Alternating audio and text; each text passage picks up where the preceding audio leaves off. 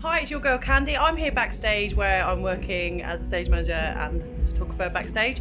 But anyway, I want to talk to you about what it means when you, and the stuff you have to do to get in place when you are looking to work with models and clients. Bear in mind, clients and models are the same thing, because if you are providing a service to somebody in return for something, they're your client. So you should treat them equally. They're equally as important. The last thing you want to do as a photographer is mess around with models because they talk, and they talk a lot, because they want to respect their industry and they want to get the respect that they deserve. So be mindful of how you treat them.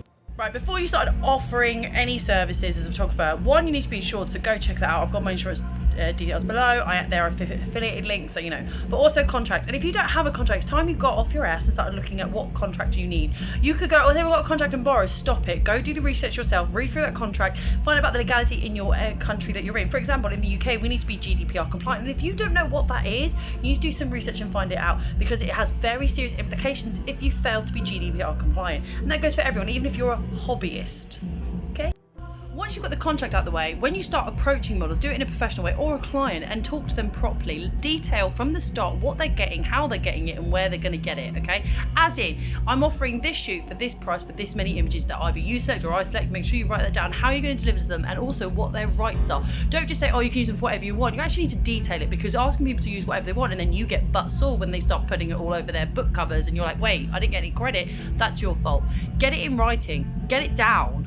The other thing I highly suggest, and although it has got some financial implications, it has some financial implications, is getting yourself a client management software. So for me, I use at the moment Studio Ninja. Yes, there's an affiliate link below, but yeah, I use it, one, because I know exactly when my clients have opened an email. I know exactly when they viewed the contract and viewed the invoice. So if they say I never got it, I'm covered. I also know that when they've signed something and I ask them to digitally sign something, and people go, oh, I've got paper contracts. Well, the thing is, you've got to rely on that cost of getting a paper contract, right? Think about the cost of maintaining a printer and having people sign it, print stuff off. It becomes more awkward. So me having an electronic signature and having an electronic thing that is legally binding, by the way, is perfect. So I use that. Now, you don't necessarily have to, you could still do old school, print it off, but for me it seemed to work more efficiently if I had it all on digital. So that's what I did.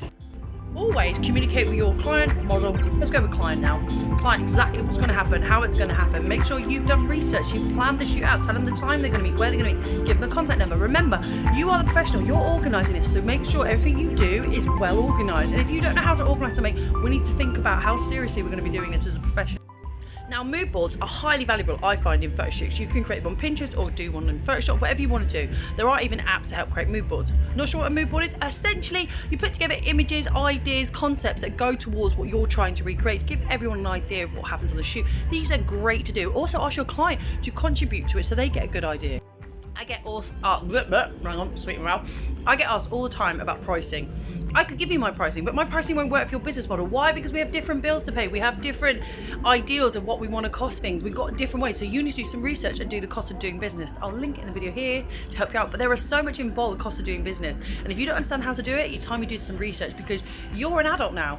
You're running a business. You need to do the research. We're saying you need to invoice, and I mean actually work out what goes on an invoice, detail exactly what the costs are, how they pay you.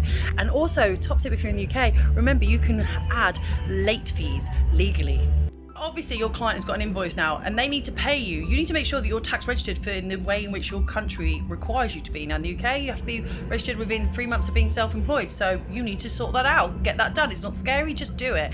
And then you can actually start legitimately calling yourself a business. When your insurance, all of those things that you pay out for your business can go back on your tax return. Majority, check out the rules on that because they do change occasionally. So the shoot's happened, you've done it, you've had a warm fuzzy feeling, you've said goodbye to everybody, you've gone home. Back up your images straight away. Before you edit, back them all up. When you're done, then start editing. The reason why, if you say to your model, I'm going to have the images to you within 2 weeks, and you take 3 weeks, you failed in your part of the contract. Doesn't matter if she's a model and you did a TFP, which is time for print, as in they model, they get images in return, you haven't paid them as such. You have offered them a remuneration, which is the images. So you need to stick to your contract. And if you are silly enough to weigh out your time in a wrong way, so for example, you take on loads of unpaid work and then you randomly have a full-time job that keeps you away and you know you can't really deliver, you should have been taking on that work.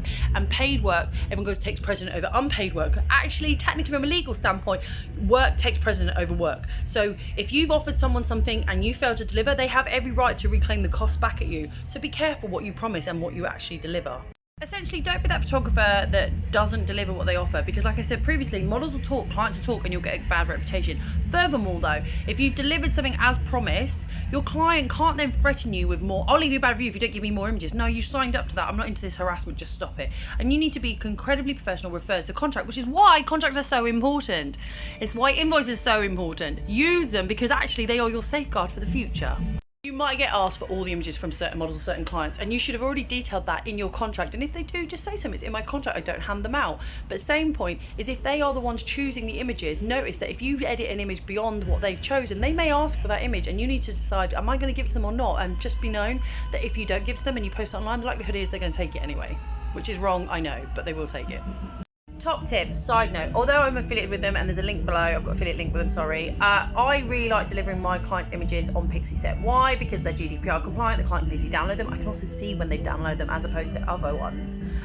There are other ones available, I can't remember what all of them are, there's quite a few, but I particularly like how Pixieset does it, right? No, they haven't sponsored this, but I do have an affiliate link, but yeah, blah. So yes, highly recommend getting that. Why? Yes, it's a small cost code. They do have a free one though, so you know there's always that. One, I can sell prints, I can do upsells, I can do viewing galleries, I can put my watermark on any images to stop them actually screenshot them, because although they may still try, my watermark is massive and goes across the entire image, so it's probably gonna look really naff. And you know what, you post those images, make sure you tag people in them. One, it's good for marketing, but two, it's more likely for people to see it and they'll be encouraged that people are booking you. And you know what, there's no shame in saying we did a collaboration shoot. Step away from using TFB. I think the word collaboration has a lot more nice appeal to it. As ever, don't forget to like, subscribe, hit that bell button. I'll see you all soon in my next video when I'm not working at a festival, although I look like I've got no friends right now because the bands are yet to show up and I'm here early because I'm on the clock. Bye!